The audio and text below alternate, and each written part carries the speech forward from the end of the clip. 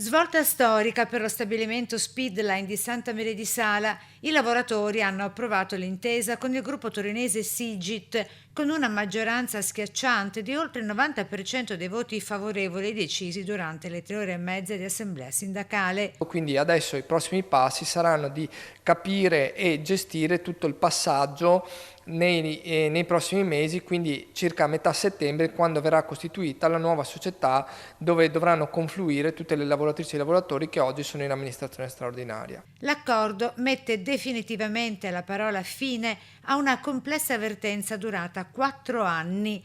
Nonostante alcune dolorose rinunce sul fronte salariale, la priorità assoluta è stata data alla continuità industriale del territorio e alle famiglie dei lavoratori e lavoratrici dello stabilimento salese. Il primo obiettivo era quello di mantenere il presidio industriale a Santa Maria di Sala e questo siamo riusciti a farlo, nel senso che la sede e il sito produttivo rimarranno là, le produzioni continueranno a rimanere lì.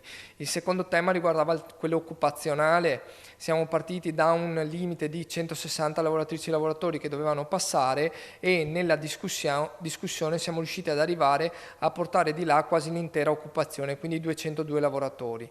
Il terzo punto era quello che afferisce al tema del taglio del costo del lavoro. Anche qui abbiamo dovuto fare delle rinunce, i lavoratori hanno dovuto fare delle rinunce, ma rispetto a come eravamo partiti, ovvero un taglio molto importante che rasentava più del 20% del salario, siamo riusciti ad abbassarlo in maniera significativa e quindi a mantenere alcune voci importanti nella busta paga delle lavoratrici e dei lavoratori. Il piano di reindustrializzazione garantisce infatti il salvataggio dello stabilimento con la salvaguardia dei posti di lavoro, segnando il riscatto per una delle più importanti realtà del comparto automotive veneziano. Ora il lavoro che dovremmo fare sarà quello di monitorare, che è quello che abbiamo ottenuto nei prossimi mesi, lo faremo trimestralmente, l'attivazione del piano industriale che ha presentato Sigit e dall'altra parte al tempo stesso monitorare il fatto che